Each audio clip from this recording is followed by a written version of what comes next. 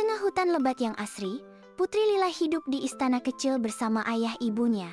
Berbeda dari putri lainnya, Lila menyukai alam, bunga liar, dan suara burung. Setiap pagi ia berjalan ke hutan, menyapa makhluk kecil dengan senyum ceria. Hai teman-teman, selamat datang di channel Cerita Syafa. Dukung Syafa yuk dengan cara subscribe dan nyalakan loncengnya. Terima kasih. Di tengah hutan lebat yang asri, Putri Lila hidup di istana kecil bersama ayah ibunya. Berbeda dari putri lainnya, Lila menyukai alam, bunga liar, dan suara burung. Setiap pagi ia berjalan ke hutan, menyapa makhluk kecil dengan senyum ceria. Pada suatu pagi, Lila melihat kupu-kupu pelangi yang indah. Ia mengikutinya jauh ke dalam hutan. Kupu-kupu terus terbang, dan Lila tanpa sadar menjauh dari jalan pulang. Langit mulai mendung, dan suara hutan menjadi sunyi. Lila pun tersadar telah tersesat. Ia duduk di bawah pohon besar, menahan tangis. "Bagaimana aku bisa pulang?" gumamnya. Tiba-tiba, terdengar suara lembut, "Kamu baik-baik saja?" Seekor kancil kecil muncul dari balik semak. "Aku Kiko," kata kancil itu sambil tersenyum. "Aku tahu jalan ke istana." Lila tersenyum lega. "Namaku Lila, maukah kamu jadi temanku?" Kiko mengangguk riang, dan mereka mulai berjalan menyusuri hutan sambil bernyanyi bersama.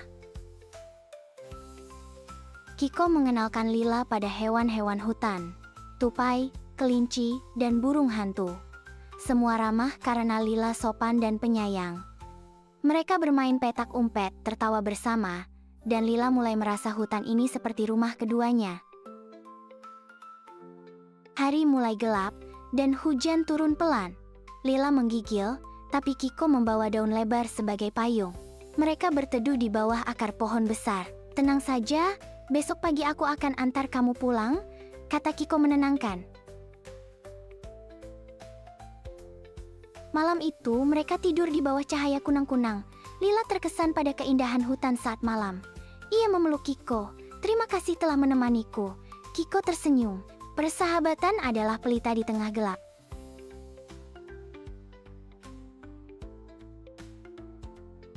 Keesokan harinya, Kiko mengajak Lila menyeberangi sungai kecil. Namun, jembatan bambu yang biasa digunakan roboh karena hujan semalam. Lila cemas, "Bagaimana aku bisa pulang?" Kiko mengusap dagunya, berpikir keras. "Jangan khawatir, kita bisa bangun jembatan bersama," seru Kiko. Ia meniup peluit daun. Tak lama, hewan-hewan hutan datang membantu. Gajah membawa kayu, burung menata ranting, dan kura-kura mengikat tali rotan. Lila terharu melihat kerjasama hewan-hewan itu. "Kalian semua hebat," katanya sambil tersenyum. Dalam waktu singkat, jembatan baru terbentang indah. Lila pun menyeberang perlahan, diiringi sorakan semangat dari teman-temannya. Setelah menyeberang, Putri Lila memeluk Kiko erat. "Aku tak akan melupakanmu." Tapi Kiko hanya tersenyum. "Aku akan selalu ada di hutan ini." Mereka berpisah di tepi jalan istana. Lila melambai dengan mata berkaca-kaca.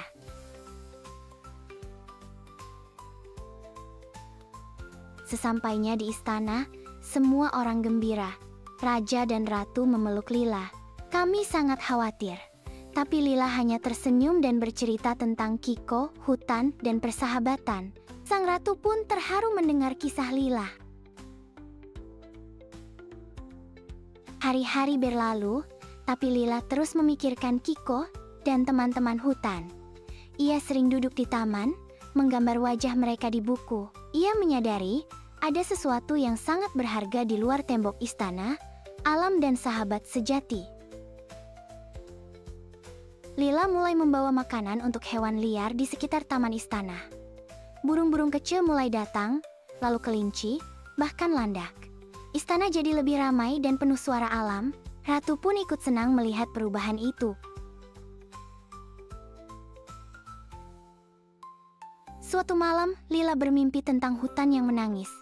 Sungai mengering, daun-daun gugur, dan Kiko terluka. Ia terbangun dengan dada sesak. Ada yang tidak beres, gumamnya. Ia pun memutuskan pergi kembali ke hutan. Pagi harinya, Lila membawa bekal dan berjalan cepat ke hutan. Tapi saat tiba, ia melihat banyak pohon ditebang. Jejak alat berat tampak di tanah. Hutan yang dulu hijau kini penuh lubang dan batang pohon tumbang.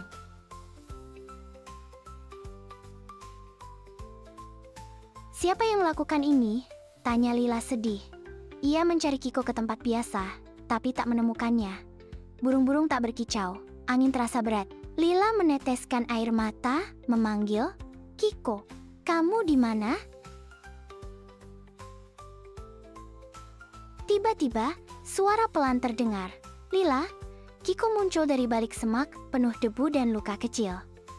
"Kami mencoba melawan, tapi manusia datang dengan alat-alat besar." Lila memeluk Kiko. "Kita harus lakukan sesuatu." Lila kembali ke istana dan berbicara kepada raja. "Ayah, hutan kita sedang terluka." Ia menceritakan semua tentang Kiko dan kerusakan hutan. Raja terdiam, lalu berkata, "Kalau begitu, kita akan lindungi hutan itu."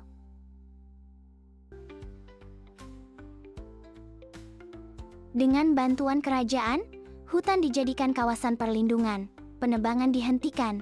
Warga diajak menanam pohon, membuat taman alam, dan mengenal makhluk hutan. Lila dan Kiko memimpin kegiatan bersama, membawa semangat baru untuk semua. Kini, hutan kembali hijau.